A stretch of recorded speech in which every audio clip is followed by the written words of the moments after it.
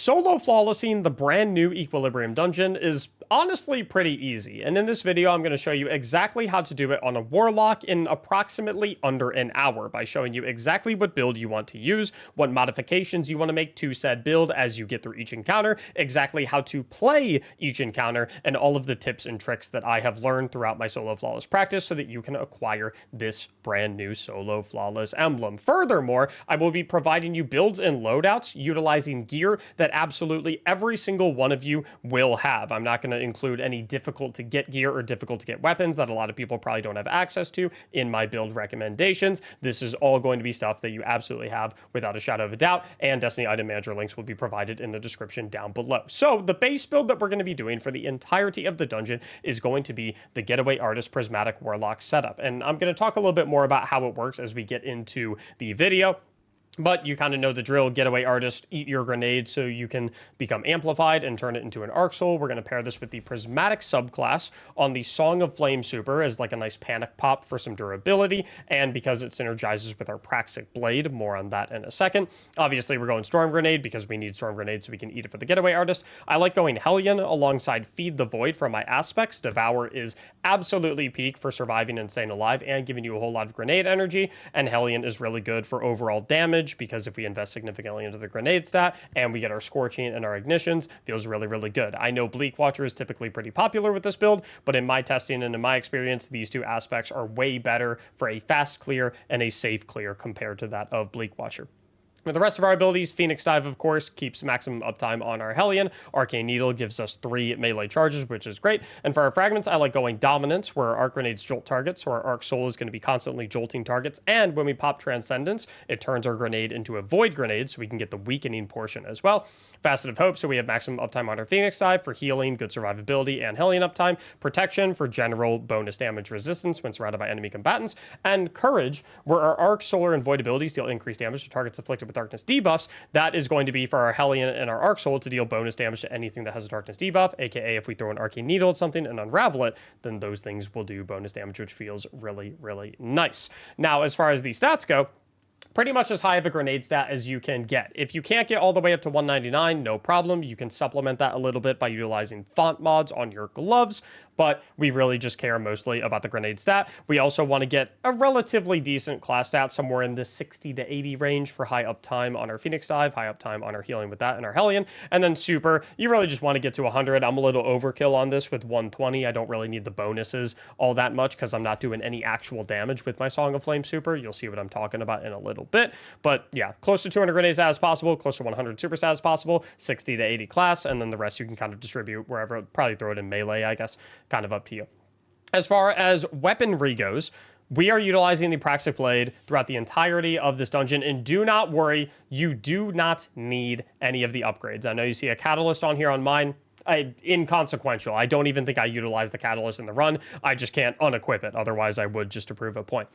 As far as the form goes, I currently have Balanced Form on, which is the base form that you receive. If you do have access to Offensive Form, though, you can throw it on for bonus damage on bosses. However, it's only like a 10% increase to damage, so you're not really missing out too much. I've done every solo flawless run with the Balanced Form instead of the Offensive Form, so if you're missing Offensive Form, it's really not that big of a deal. The thing that I would definitely encourage you to try and get before you maybe take a swing at this is the Impact Core, which you can get Friday through weekly reset at Tharsis Outpost by interacting with the little box on the table for 4,000 credits to the right of honor.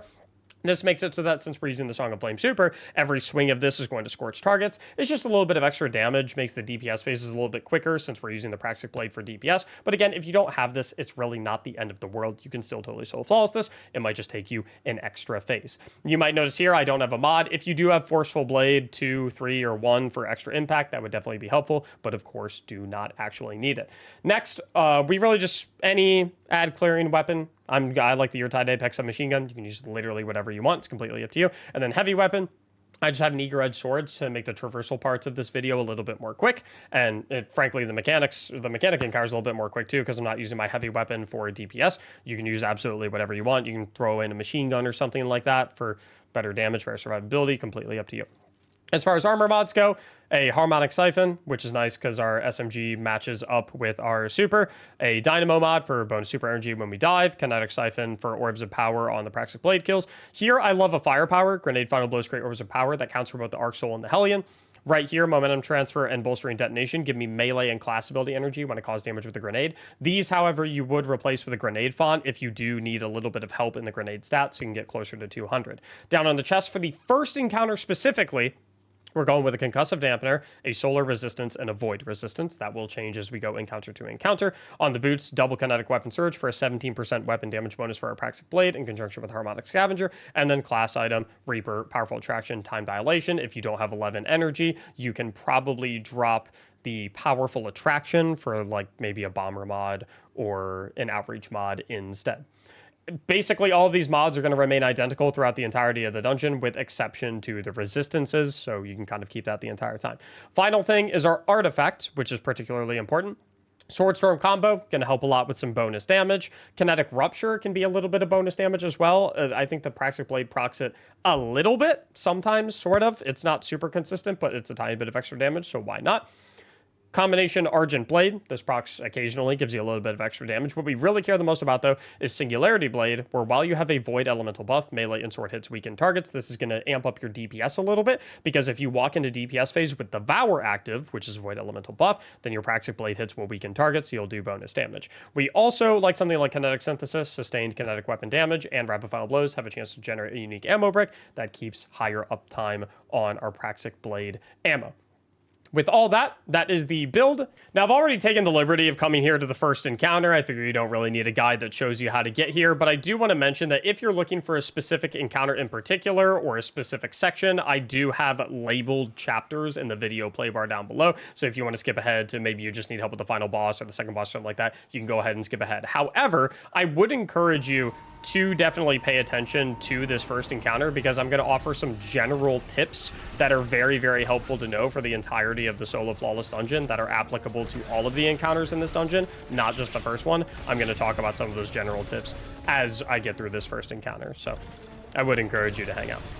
Now, when you clear this initial wave of enemies, you do want to be very, very careful of this platform right here, as the shielded enemy will fly in with the Cabal Ball. And obviously that'll one-shot you if you're standing on it. We'll then simply drag him over here and activate this thing as he does his white move. And then this white move, it's really important to note that if you can line of sight it. So if there's a piece of cover behind you and that enemy, it will never hit you, which is pretty important to note. Another thing I want to mention as well, part of the reason I absolutely love using the Praxic Blade for the clear in this dungeon is because if he's doing that attack, if you block with the Praxic Blade, you take basically no damage from it. And that's the case for basically every single thing in this entire dungeon. So there's a couple situations where maybe he might be doing that attack and you don't have the buff to go ahead and hit him, or maybe you're too far away. If you just go ahead and hit the Praxic Blade block, it does absolutely nothing. So you're borderline immune while you're doing the Praxic Blade block, which is, generally speaking, a pretty good tip. Once we get this door open, we'll go ahead and hop on a bike and run the ride. Typically just go right and run a full circle, but it is up to you. You'll notice that I only opened one of the doors as well. I don't really find it that necessary to open all three of the doors or even two of them. I just open the one that gives me access to the Praxic Temple. You'll see why I picked that one specifically in a little bit, by the way, but there is a particular reason that I do the one for the Praxic Temple specifically. And we'll get to that in a moment after we collect all of the buffs. Even after you do collect your final buff too, and you get the Shadow Novice, I do recommend still trying to hit the remaining buffs as you complete your lap, because it will refresh the timer on your Shadow Novice buff. So you'll walk in with a full 40 seconds and whatnot. So once we get through here, we'll go ahead and hop on out, and we will take this dude out. We're going to bait his attack first, go ahead and hit him. Then we're going to eat our Arc Soul. Then we're going to hit our Hellion, take him out. And then anytime you kill these guys, you will spawn a walker, which is one of the reasons that a big tip I have for you when it comes to this dungeon is stay out of the middle. Stay on the outskirts, because those walkers come down in the Cabal drop pods, and obviously those will immediately one-shot you if you get hit by them. Also, anytime you kill that dude, he will drop a puddle that allows you to step into it to refresh your Shadow Novice buff, which is a really nice situation. Now, generally speaking, I like looping around to the left. You can go around to the right if you prefer, I suppose, but I find the left to be a little bit easier pathing. So we're just going to go ahead and take out the walkers as we approach them. These Scion snipers can be a little bit annoying as well, so definitely take them out as you arrive at them. I'm going to wait for this dude to do his little shield thing. I guess I'll take out that Scion while I'm next to him. Any day now, buddy. Thank you. And another big tip I want to provide after I take this guy out and refresh my buff, I'm actually going to... If a walker pushes you from where you came from, by the way, definitely worthwhile to double back and just take it out real quick so it's not messing with you from behind. Another tip I want to give, though, that's absolutely huge for this dungeon is you'll notice that even though I have the Shadow Novice buff and I'm doing the Force Pulse, I am still able to do my grenade to eat it for Getaway Artist. This is a tip that I've seen a lot of people not really aware of, which is a gigantic tip for this dungeon. While you're in possession of the Shadow Novice buff, if you press whatever button pulls up your Renegade abilities, so for me that button is Z on my keyboard, it will flip between the Shadow Force Pulse buff and your actual grenade. So if you look in the lower left of my screen right now, if I press Z, it'll pull up the Shadow Pulse buff. And then if I hit Z again, it'll pull back up my actual grenade. So that is a gigantic tip, because with this build, you definitely want to be able to eat your grenade, and you definitely want to be able to do it even if you do not, even while you're in possession of the Shadow Novice buff. So making sure to keep in mind that you do have the option to go ahead and flip-flop between the force push that allows you to do the mechanic in conjunction with doing your actual grenade. Really, really, really big. We're going to take out that guy, make another puddle, hop in there. I'm going to try and take out this Scion as well. It can be relatively decent, by the way, to run a machine gun for this encounter instead of the Eager Edge Sword that I'm running, because you can use that machine gun to take out those Scions from far away. Not going to say it's like a requirement or anything, but as you can see, I've been using the Eager Edge Sword, but I'm doing that more so just because it makes this a little faster. I'll go ahead and take out this final walker. There are 6 shielded guys in total, by the way. So this is the final one right here. And once we kill this final shielded guy, we will spawn the Gloriosus walkers, which are incredibly tanky and deal an incredibly high amount of damage. There's 3 of them specifically, and you really want to respect these guys because they absolutely fry, okay? It is for this reason that I also really, really love running Song of Flame for this particular section, because if one of them starts nuking me, here, you'll see how much damage it does to me. If one of them starts nuking me, I can just go ahead and pop Song of Flame. And then that makes me borderline invincible, so I can take them out while I'm in the Song of Flame. And then ideally, I'm going to use the Song of Flame plus my Praxic Blade to hopefully take out another if I can. I'm not really worrying about the timer on my Shadow Novice buff because I don't have any of the shielded guys left to go. Another tip I can give you, and this is why I really like doing the Praxic Blade room first, is if you're having a tough time taking out the Gloriosus walkers, you can just hang out back here extremely safely and chip away at them. Or you can hang out back here, grab like a bike or something like that, and you can plink away with the bike. I'm actually not exactly sure where the final Gloriosus is. There it is. But you can just kind of plink away with the bike. The bike's not going to do a crazy amount of damage, but it's relatively safe, and it's going to keep you relatively healthy.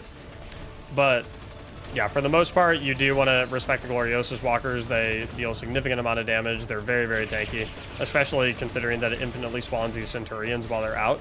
A little bit annoying. So just kind of letting the souls do the work and not taking any unnecessary risks when it comes to dealing with the Gloriosus walkers can be particularly nice. Also have your Transcendence also. Plop, plop, plop. Throw a grenade. And just like that, that is the first encounter. Now, after the first encounter, the only big recommendation that I would make to you as you make your way into the jumping puzzle to get to second encounter, there are a couple of very dangerous areas that can 100% ruin your run. So I would encourage you to actually watch during this section because it sucks to have your run ruined during a jumping puzzle. You need one of 2 things to make this jumping puzzle a lot safer. Option 1 is an Eager Edge Sword. And option 2 is to switch your subclass and go to Grapple Grenade on Strand. We'll talk about why specifically you want to do one or 2 of those things. I personally prefer running just an Eager Edge Sword, but I will show you why we do that in just a brief moment. So we're going to land right on in here. We're going to run right on forward, hop straight up. We're going to turn to the right 90 degrees, maybe a little bit more than 90 degrees, hop on this platform, and then turn another left 90 degrees and hop up here. And then this part's pretty intuitive. And it's also worth noting that in basically all of these sections, you don't actually have to kill the enemies. I mean, you can, of course, pop your soul and your Hellion, stuff like that and whatnot, but none of these enemies in the section you actually have to kill, save a few.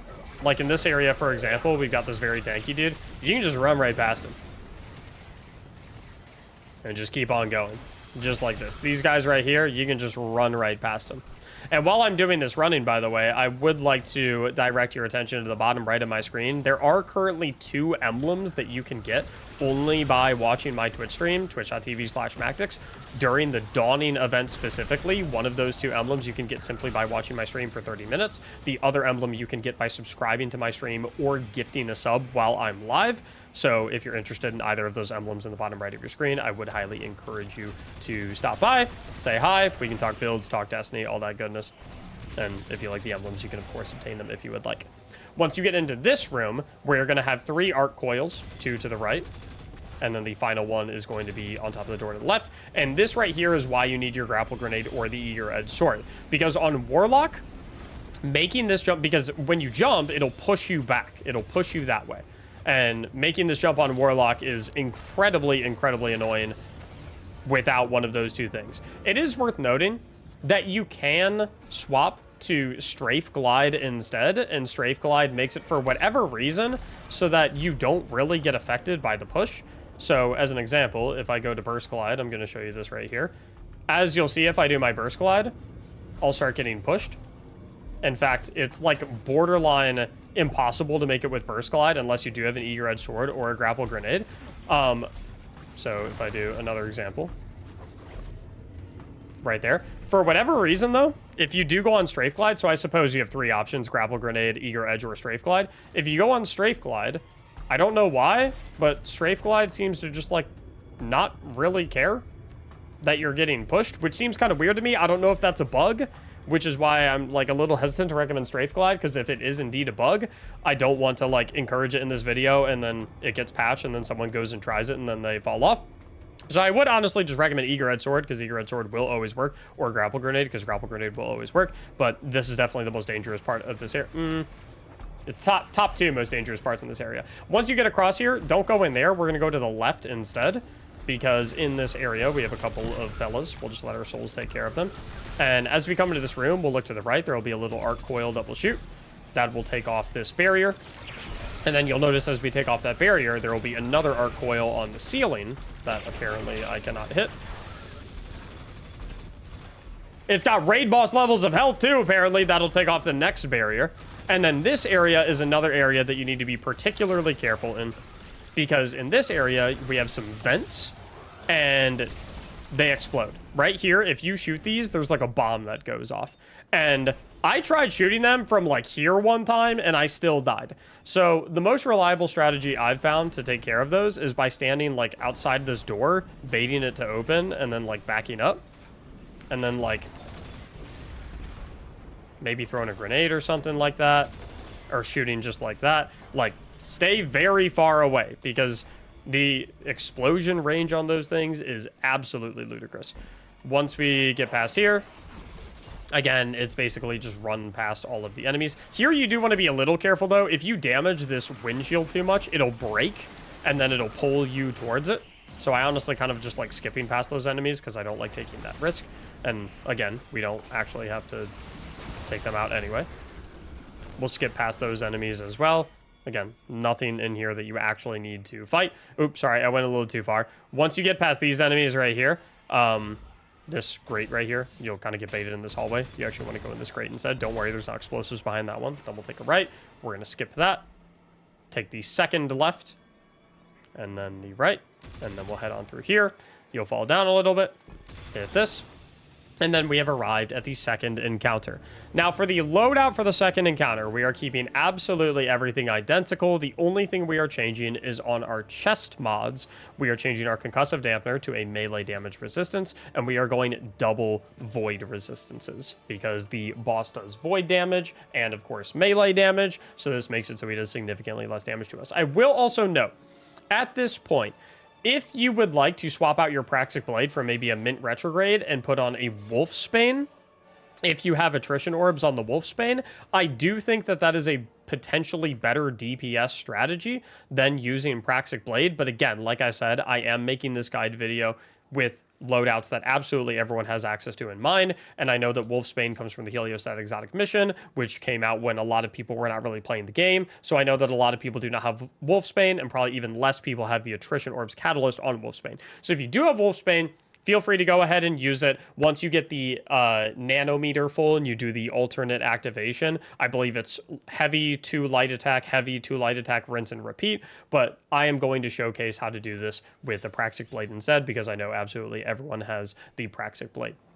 So we're going to go ahead and place our rally flag, go ahead and rally up to it. You'll notice once again, I have my Eager Edge Sword on. I just do this for faster traversal. You can totally swap this out for a machine gun or something like that, but we're not really going to have to worry about utilizing anything else for damage, because all of our damage is going to come from the Praxic Blade.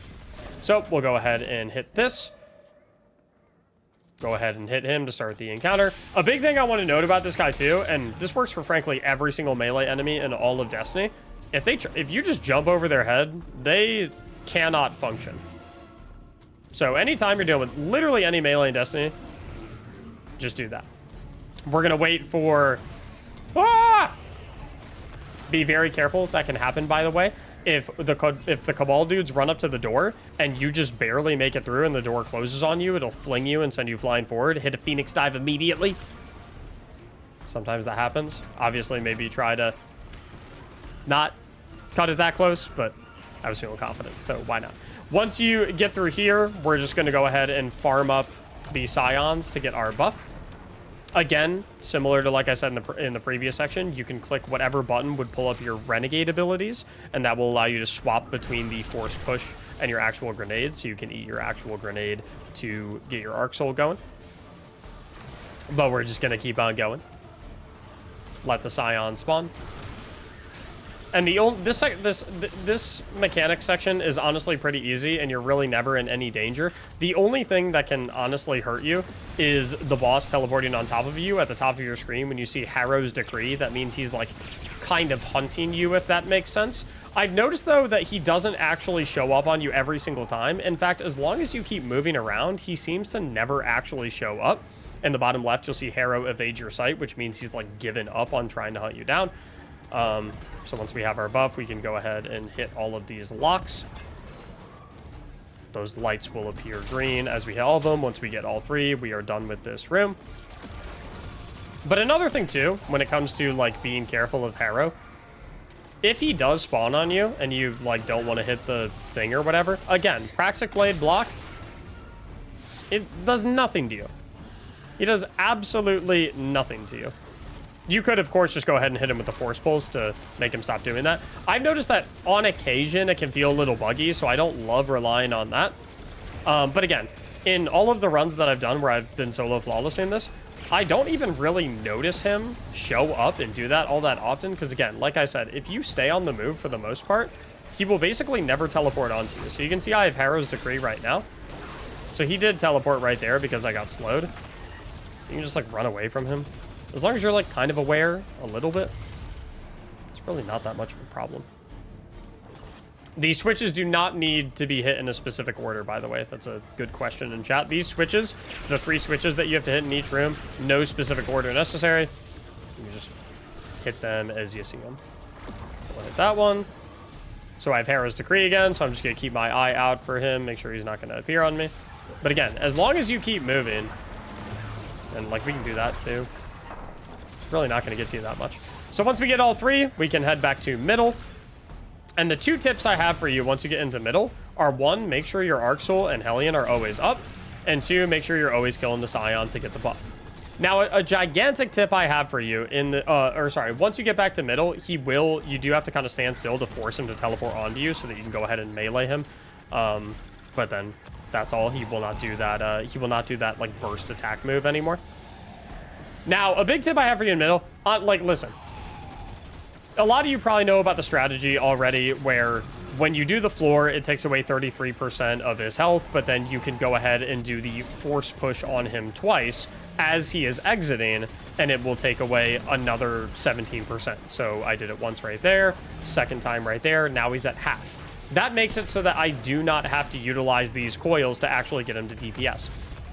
Now, you might know that if you activate one of these coils and start DPS by sending him through the floor and then get him to hit the coil while you're in the middle of DPS phase, it will extend your DPS phase. You can do that if you want to. My personal recommendation, though, is that you don't, because it inherently puts you in a more dangerous and risky situation. Generally speaking, I don't want to try and bait the guy to hit me in the middle of DPS, even if it is going to give me a slight DPS extension. I'm not really trying, like, to me, doing this in 3 phases versus doing it in 2 phases is inconsequential. The only thing that matters is that I'm being as safe as possible and staying alive in the best way possible. So, if you want to risk it to get a little bit of extra time on DPS, you can. Be my guest. I would advise against it, though. For our DPS rotation, as we are going to get him into the second floor, you want to make sure that you eat your Arc Soul Grenade as he is running into the second floor, so that you already have your Getaway Artist Arc Soul Grenade out, so that you can switch to your other grenade and hit him twice to get him to DPS. The second you get him to DPS, we're going to pop Transcendence, we're going to throw a needle into our grenade, then we're going to pop our Song of Flame, and then it's just light, heavy all day long for the entire DPS phase. 3 lights, 1 heavy, all day long with the Praxic Blade. That is literally all you're doing. It could not be more simple. And we're not using any of our Song of Flame abilities because the damage resistance we get in Song of Flame is making it so that this guy does 0 damage to us whatsoever. And if we use our Song of Flame abilities, then that is going to make it so that our Song of Flame lasts shorter. Now, you are going to run out of Song of Flame a little bit towards the end of the DPS phase. If you get weak whatsoever, you can obviously just pop a Phoenix Dive, or run away from him is also an alternative option. It's also worth noting that right after DPS phase ends, he is going to do his burst attack. Again, block it with a Praxic Blade, line of sight him so that you're behind cover, or if you still have the Shadow Apprentice buff up, then you can go ahead and slap him. But right there, as you can see with the damage that I've done, that is a very, very simple 3 phase. So I'll cut to Final Stand to show you how to do Final Stand right now. See you in a second. Also, be sure when you do the whole activations, make sure not to fall in them because it's insta-wipe and then your run is over. Now, as you're going into the final DPS phase, you do not need to hold on to Song of Flame. If his HP is like that low, then you can go ahead and hold on to it, I suppose, but you don't actually need your super or your Transcendence or anything like that to get through Final Stand in any capacity, because there is no rush for Final Stand whatsoever in any capacity. You can take all the time in the world for Final Stand, and I'm going to show you exactly what I mean by that. So, as he goes ahead and breaks, like I said, we are just going to take our sweet old time. We are not in any rush to go after him. These turrets particularly hurt a great deal, so we are going to very tactically take out these turrets. We do not like messing with them.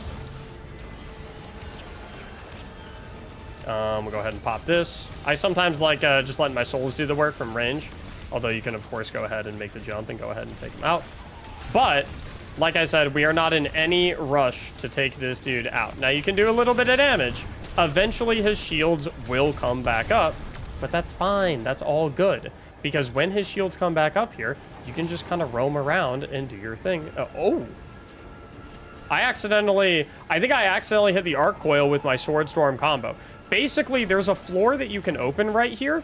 The coil will be right there that you can shoot.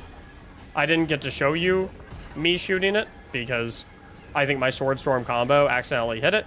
But there we go. There's half of his shield gone right there.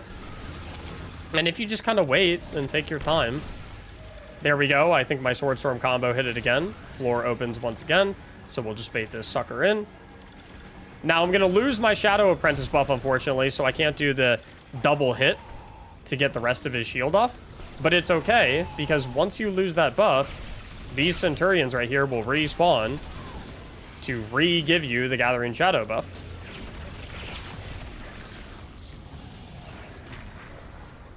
And then, once you have re-obtained... Okay, I think it's bugged. You guys, okay, so you saw it blinking. I think it might be bugged for some reason. I don't know why it's bugged. In any case, the floor will continue to open. And then when you do have his shield back down, go ahead and do your thing. Bop, bop, bop, bop. We'll pop the Song of Flame for good measure. I always like to make sure not to get too close to the ledge as well, because I don't want him to knock me off or anything. or I don't want to like have an errant swing go wrong and fly past him and then I fall off. Like even in this situation, like I'm probably gonna like move over here. But yeah, you can take all the time in the world in this final stand. Take your like, you know, just kind of roam around just like this. If you get weak, you obviously have your Phoenix Dive. Very, very, very simple. Do not greed or, you know, push the envelope on anything right there. Now, as we make our way into the final jumping puzzle, the one recommendation that I would encourage you to make is have a long-range weapon on. So if you can bring a scout rifle with you, that would definitely be helpful. It doesn't need to be like a good scout rifle or anything. It's just something that's like not an SMG or a sidearm or something like that. So once we get done, we'll get the Shadow Apprentice buff. We'll go ahead and whack this, and then we'll go ahead and run over here and we'll whack this. And then that'll make this pop up, and then we can activate it, and that will take this sucker down. And we'll wait.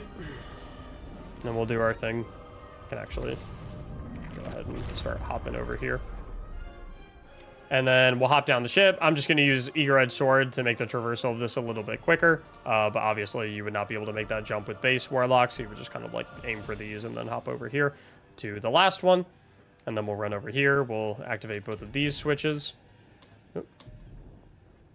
A little finicky right there. That'll open this latch. We'll go ahead and fall all the way down. And then once we get right here, I just like kind of peeking over the edge and going to the one closest to the ledge. And then if you, that saves you from having to go to these two. And then you turn around right here, you'll see. And take your time with this too. Take your time with this. You do not want to lose your run from jumping, okay? Take your time. You are in absolutely no rush. Play it slow, play it smart. You're all good. So we're just going to make our way right here. You can also, once again, for this section, you can switch back to Pure Strand if you really, really want to have a grapple grenade in your pocket for if like a jump goes really, really wrong.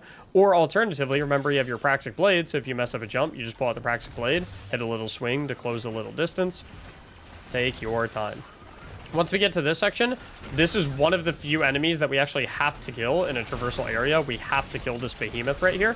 Thankfully, it's just a Fortis one, so it's not a Gloriosus. It's not a scary one.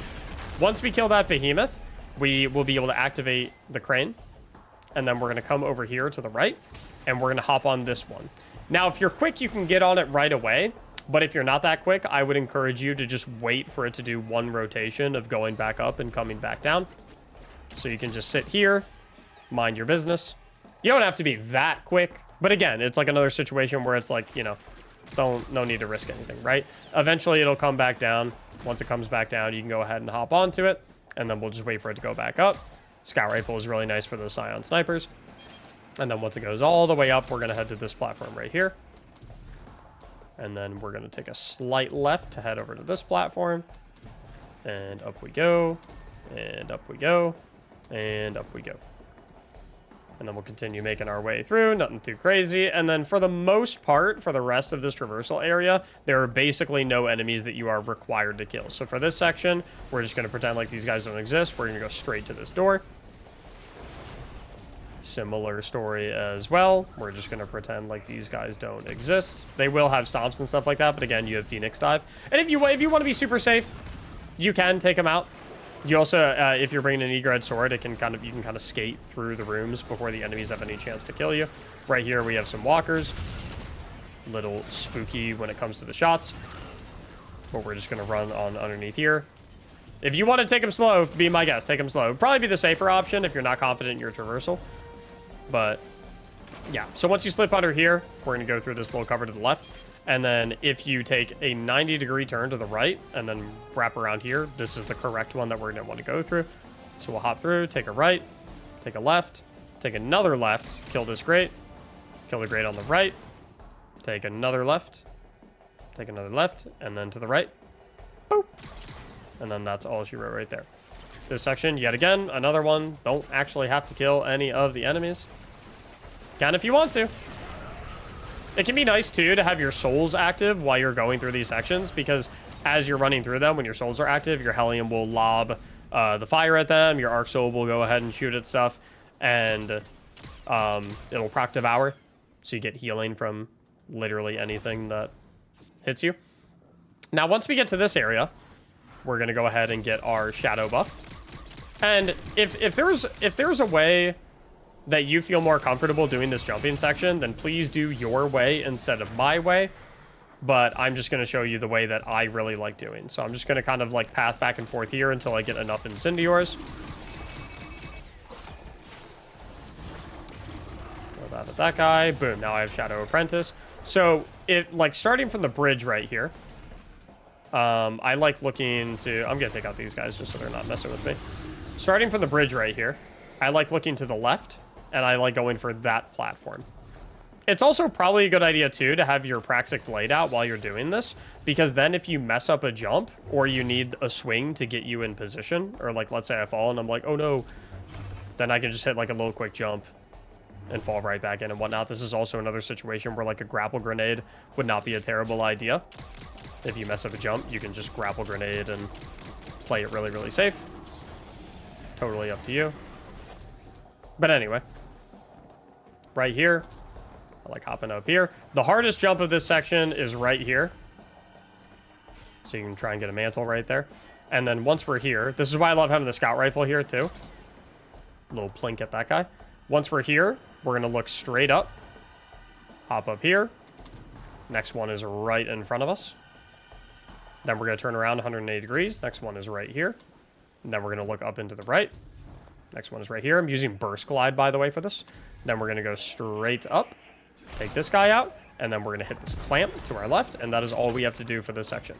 Then once we're here, we're going to head for that right there. You'll see the red light. And then we'll hop right down here. And then what just opened up, we're going to hop up inside of that. That is how you do that section. That's probably the riskiest section in this traversal area. Just, again, like before, take your time with it. You're not in any rush.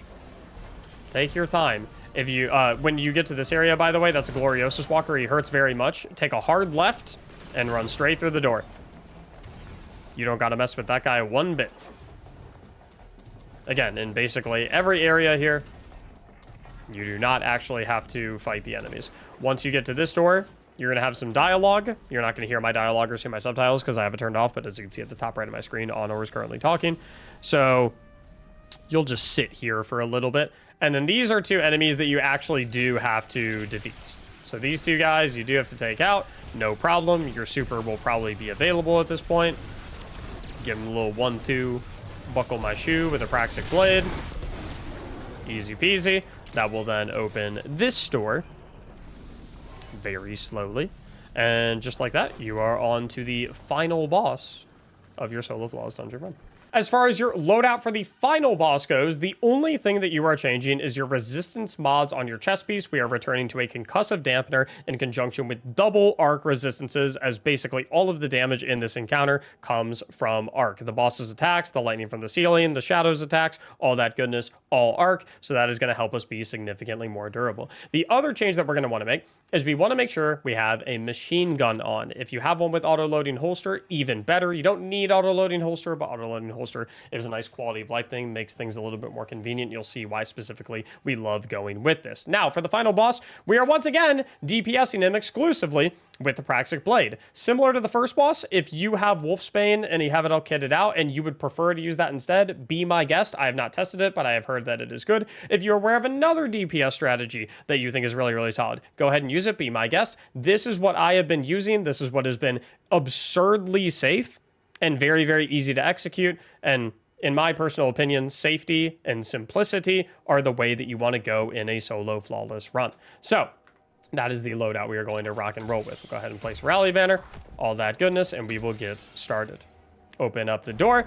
Huge tip for this one. I know I already mentioned it in both of the previous encounters, but the block on the Praxic Blade makes you immune to basically everything. So if you're ever in a situation where you're taking a lot of heat, or maybe the enemy, the shielded enemy is about to do the blast and you can't really get away from him, all you got to do is go ahead and rip the Praxic Blade block. You basically take no damage whatsoever. As we start here, our number one priority is going to be to find 3 Incendiors, pick up all the buffs, so that we get our Shadow Novice, so we can strip this guy of his shield. So I'm going to try and wait until he does his attack. strip him of his shield, and then the machine gun is what I love doing for the tickle fingers. We also, if you get in a predicament, sticky situation with the tickle fingers, you can of course go ahead and hit your Phoenix dive. You get a nice burst of healing, keeps you relatively safe. I like killing that first guy as well and hitting an orb. That's going to give me an extension out here, so I can hopefully strip the shield on a second one and continue taking out incendiaries to hopefully get a Shadow Master buff before I make my way into the Taken Realm. If I don't, it's not the end of the world, but I definitely like to. So we're going to go ahead and take out this guy's tickle fingers. We're going to get teleported in. With Shadow Master, if I have Shadow Master, I like to compel the first one if I can. If I don't, I'll just kill him. It's not really the end of the world. I know a big question is probably going to be, Mac, what do you do in terms of how many do you compel versus how many do you kill? For the most part, it doesn't matter that much, but I try to get like a 2-3 split either way. And, oh, sorry, let me talk more about that actually after I'm running around. After you take care of the middle one, whether you compel or kill it, I always like kind of looking up, and I always kill the top one because I don't really want to bother spawning platforms to run all the way up there. So I usually just kind of look for him, wait for him to peer over. Oh, I think I might have killed him actually without realizing it because the orb was right there. The one thing you need to keep an eye out for while you're going for that guy is the phalanxes. So just make sure you take out the phalanxes first before you start searching for him. And then you can go ahead and try and take him out. Now we're going to get taken back to the regular realm. So we'll go ahead and let that teleport us. We need to reacquire a Shadow Master buff or a Shadow buff of any kind. Anytime you get taken back to this realm, also, he will do tickle fingers basically within the first 5 seconds. So anytime I get TP'd back, that is the first thing that I look to do. And then after I'm done with that, I go ahead and I run around and I find all of these guys. So we're going to reacquire our Shadow buff so we can strip that guy of his shield. I need one more Incendior. There he is. And then we'll go ahead and take out the shield. And once again, friendly reminder, you can swap back and forth between your grenade and the mechanic grenade by pressing whatever your renegade ability button is. So for me, it's Z. So I can click Z whenever I want to go back and forth between the Shadow Pulse to do the mechanic and my Arc Soul grenade so I can eat it and get my Arc Soul up. So we're just going to go ahead and keep on going. Let these guys spawn as much as they do. Now, as far as how many do I kill versus how many do I compel, honestly, I think the easiest way to go about doing this dungeon is to make it so that you have to jump as little as possible in the Taken Realm, because I think one of the things that is going to get the most people killed is trying to do all this jumping stuff. They're going to fall off at some point. Yes, you have the Praxic Blade to be able to swing and come back to a platform or something like that, but for most people, jumping is their bane. So I like to limit the amount of jumping I have to do. As such, like, and because of that, the more you run around and try and collect the buffs to compel all of the guys, the more jumping you have to do, the higher risk you run. Me, personally, I would rather just deal with the lightning in the main realm, and I'll show you how to deal with the lightning in a brief moment. I would rather just eat the slightly shorter DPS time, eat the lightning in the lightning realm, and or deal with the lightning in the lightning realm and take care of it that way. Now, when it comes to the last guy, if you do have Shadow Master, I would encourage you to compel the final guy, because everyone that you kill instead of compel takes 2 seconds off of your DPS phase. So typically you'll have Shadow Master when it comes to taking out the final dude. I would encourage you to of course compel him, just because you do get the extra 2 seconds. So we'll take that guy out, hit that, get teleported back, eat our grenade, start getting our Devour procs. And so if I recall, is that him? That looks like him. Kind of something that you have to watch out for too. Your souls and your Hellion and stuff like that do a lot of damage. So if you're not careful, they will kill the dudes, especially if you're like maybe not trying to kill the dudes.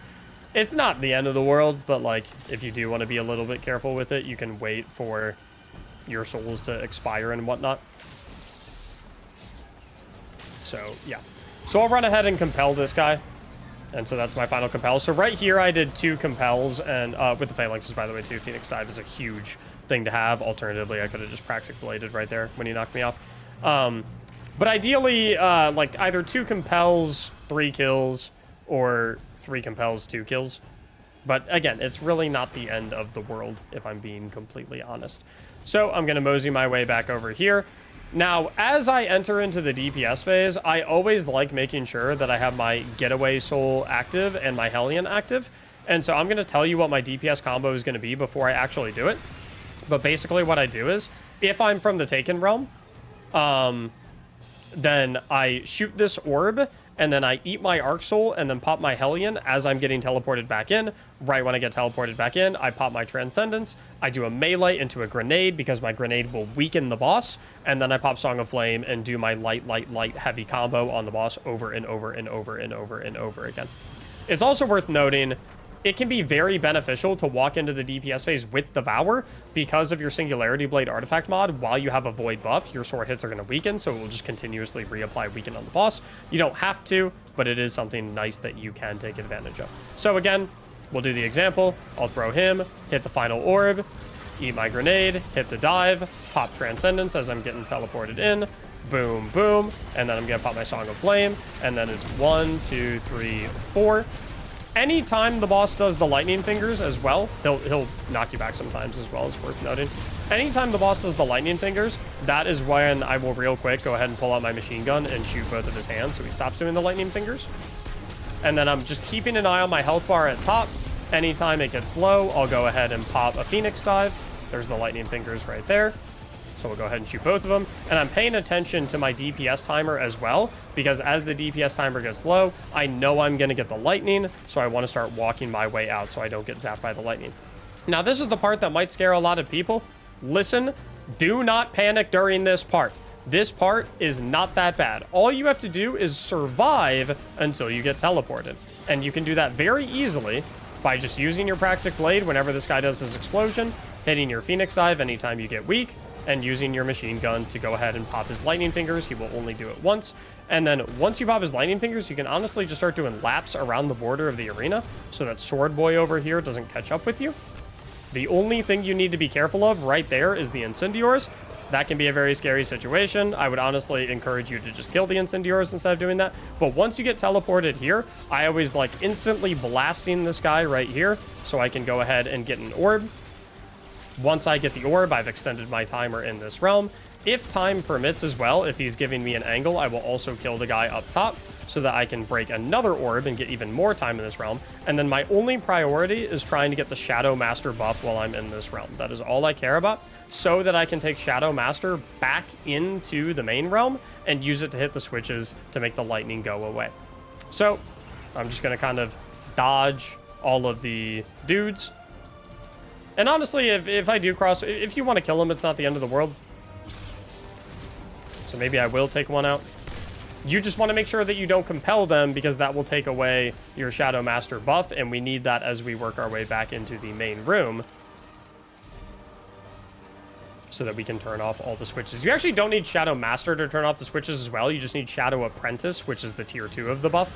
But definitely feels good to get Shadow Master going back in. Then the second we get back in, I'm going to go straight to the right. I'm going to hit this switch so we can start getting rid of this lightning. That makes this area significantly safer. Then he'll typically do Tickle Fingers right about now, since I just teleported back in. And then I'll come over here and I'll hit that one. And then for the most part, that's all I really need to get. After I do those two, I like then taking out this guy so that I can refresh my buff, because he will of course go ahead and make another puddle for me. And then it can honestly be nice to take care of these two as well. So we got that one right there. For the most part, like, that's pretty much it. You really don't need to get the back ones, because we're not really interested in going back there for the rest of the fight. We have no real reason to leave this area of the arena. Just baiting this guy back here. Hit him with that. I like to try and kill him with my Praxic Blade as well, so that I get darkness energy towards my Transcendence meter, so I have my Prismatic Pop ready to go for DPS phase. And then once we're in here, we're back in business. Now, once we get back in here, since we've turned off all of the lightning pylons that we've needed to turn off, now we can go ahead and run around and start doing a couple of compels if we would like. So I'll see if I can find a compel. If I recall correctly, there was one back here. I think I see him. I'll go ahead and hit this puddle so that I get an extension on my Shadow Master buff. So I'll go ahead and hit this. With these hobgoblins too, like getting a soul ready to go is usually really nice because then they'll hit it and get devoured. So as you can see, the souls do a pretty significant amount of damage to them. So you need to be pretty quick on the compel. Whenever you compel them, they will also spawn another shadow puddle. So that is something worth noting, so you can go and pick it up. I'm going to try and get Shadow Apprentice before I get teleported back in. Got it in the nick of time. Wouldn't have been the end of the world if I didn't get it, though. And also, every time you teleport back in, you'll get some of these pylons to reactivate. So you do definitely want to take care of those. Generally speaking, my rule for DPS, as I'm walking into DPS phase, is I don't want this one active, and I don't want either of the two front ones active. So I always try to make sure that I have those down as I'm going into DPS phase. So like right there, I don't like that that one's up, because then it'll be active during DPS phase, and I'm typically always standing somewhere in here. Sometimes the boss will be over there, so it can be... If you don't want to take any... I mean, you'll still be able to live it in Song of Flame, but if you don't want to take any risks, you can run over here and hit that one. So that even if the boss is standing over here, he won't be over here in this area. But I'm going to show you guys an example of what a DPS phase looks like if you start it from the normal realm as opposed to starting it from the Taken realm. If you can help it, it's generally better to start the DPS phase from the normal realm than it is to start it from the Taken realm. So do go for that if you can. But starting it from the Taken realm also isn't the end of the world, as y'all saw. So there's our final compel. Hit a Phoenix dive. And then before I make my way back to the normal realm and finish up in there, I am going to collect a few shadow buffs, just so I, at the very least, have Shadow Apprentice when I walk back in, so that if any of the pylons re-emerge as I get teleported back in, I can go ahead and shut them off in preparation for DPS phase. So we'll go ahead and break that orb. Now I'm completely done in this realm. I'll go ahead and... So there we go. We had a couple of them emerge. I'm going to do Tickle Fingers first because I know he's going to do them right away. And then I'm going to go ahead and retract both of these so that they're not on. Apparently I missed that. Retract both of these so that they're not on during DPS phase. And then this one as well. The ones in the back, don't got to worry about. Because you're not really going back there. You're not... The boss has never fallen back that far. You're not chasing them back there. Tickle Fingers again. And so since we're already done, we'll hit a Phoenix dive too, since we're getting a little risky. Again, in that situation, pull out the Praxic Blade, hit a little block. If you feel like you're too late, or you feel like you're caught off guard by his explosion, you won't take any damage. That's also extremely applicable for the beginning of phases when you have the lightning going on, when you don't have the buff available to actually stop him. Now, before you go into DPS phase, if you wait too long, even after killing the final guy, another one will respawn, and he will have an immunity shield, and he will not despawn during DPS phase. So if you're not immediately ready to go into DPS, I recommend just waiting out another one, taking his shield off, and then taking him out right before you're ready to do DPS phase. That way you don't have to deal with another one of these dudes in the middle of DPS phase. So I'm feeling pretty good. I'll go ahead and hit that. Then I'll immediately start DPS, Prismatic, Melee Grenade, Song of Flame, and then it's just Praxic Blade all day long, trying to hit the light, heavy combo. And then whenever he goes ahead and does the lightning hands, pull out the machine gun, take both of them out. It's also worth noting that you won't always be... Oh, whenever he does that, we'll just get back in. Not every single swing will actually allow you to do the full light, heavy combo. So again, I'm just watching that timer. Once the timer gets low, I know the lightning's about to turn back on, so we'll just come back to the edge of the arena, start hitting my Phoenix dive. And then again, this is going to be the scariest part for most people. Do not play scared. Like, do not panic, do not freak out. It is completely fine. You can just kind of roam around the arena, have your souls active, stay on the border, wait for him to do his Tickle Fingers. And if this dude gets too close to you and starts doing his burst attack, all you gotta do, pull out the Praxic Blade, hit the block. So right here, he's getting too close. Not worried about a thing. And then you got your Phoenix Dive available pretty much always. A great thing here, too, is to have your souls active. Because while you have your souls active, they'll go ahead and plink away at some of the other enemies. That'll proc Devour for you. All you have to do is make it right here. And then we'll burst this guy down real quick. I think at the current moment, I'm on pace for a 4 phase. Which, again, is not the end of the world.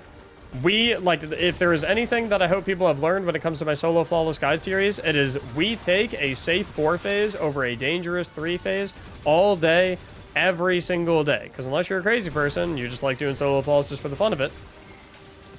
We're only doing this thing once. So if it takes you 1 extra phase, extra, 5 minutes, whatever, right? Complete. When you come to turn off this switch, by the way, be extremely careful, because basically the only angle that you can get is going on the ledge, and obviously there's going to be Incendiors looking at you right there. So be extremely careful whenever you go to turn off that switch. Like, be ready to pull out your Praxic Blade and swing back if you get pooped by an Incendior, or just take out the Incendiors before you go ahead and go over there. So again, I want to turn off all these pylons before we get to DPS, because I don't want them on while I'm in the middle of DPS. Just the front 4. So boom, that one's good, that one's good, that one's good, and that one's good. So I'm in a pretty good spot. We're chilling. Now I can see that I'm ready to go to DPS, but once again, I've probably taken too long that another of the immune guys is going to pop up. There he is. I don't want to deal with an immune guy in the middle of DPS, so I am going to take him out before I start DPS. So that should do the trick. Let me get my Arc Soul back up now. Go ahead and eat it. And let's see if we can make some magic happen right here. Transcendence, boom, boom. 1, 2, 3, 4. I noticed if you can help it, if you're on the higher ground instead of being down in this little pool, it makes it a little bit more reliable to get the 1, 2, 3, 4 Praxic Blade combo, where like you actually seem to stick to him. But I'm not 100% sure. Just something I noticed. And yep, right there, more than enough damage. There is your solo flawless, nice and easy. Again, biggest tips for survivability right there. Switch the machine gun, take out his hands when you notice he's doing lightning. If you notice your HP is getting a little weak, go ahead and hit a Phoenix Dive. Do not go into DPS unless that pylon, that pylon, that pylon, and that pylon are down. As such, it's generally speaking always best to start DPS from the regular realm as opposed to the Taken realm if you can help it, because then you can actually turn off these pylons before you go into DPS. Additionally, make sure that you go into DPS immediately after killing the shielded guy. Otherwise, he will, if you wait too long, he will respawn and then persist in the DPS phase. And finally, as you notice that the Sayer's weakness timer, which is your DPS timer, as you notice that gets low, 2 seconds, 1 second, that is your cue to be like, oh, time to get out because lightning is about to happen, time to stand at the edge, and obviously make sure, hopefully, you have your Phoenix Dive available when you make your way out, because then you have a little source of healing. Another big tip that I want to give you as well, when you're having to deal with the lightning, it is perfectly fine to kind of roam around the arena like this. Do not go back here, though, while that lightning is up, because if you go all the way back here and the boss starts doing tickle fingers, you don't have an angle on him. And the only way you can get an angle on him is by running all the way around. So while you have the lightning going on, number 1 tip I can give you is, like, basically don't cross this line or the line on the other side of the arena. You kind of want to hop between here, this corner, this entire back of the platform area right here, that corner, and that little platform over there. And again, if the axe guy does push you, not a big deal. Praxic Blade block on his explosion, 0 damage, all that goodness. And all you have to do is take out 1 instance of Tickle Fingers before you actually get teleported back to the Taken realm, get 3 stacks of the buff, and then you can start, or sorry, you only need 2 stacks of the buff, in fact, because you need Apprentice, not Master, and then you start resetting all of those pylons. Again, as far as the kill versus compel, it's kind of up to you a little bit for the most part. Like I said, typically a 2-3 split. Although if you're in a situation like I was in just there where you're like, I feel like if I compel 4 or I compel 3, I can probably get enough damage to take them out in this phase. Whereas if I kill 3 or kill 4, I probably wouldn't be able to. That's your judgment call to make. I trust you to make that one. But yeah, compared to like Vesper's Host under Doctrine, this is a significantly easier solo flawless dungeon. I think a lot of people will enjoy this one a lot more. Not only is it significantly easier, but it's way less annoying. So yeah, go ahead and give it a go. I will also have Titan and Hunter guides coming up on the channel soon as I refine some strategies for those. So I hope you found this guide helpful. Thank you so much for watching. And as always, have a great day.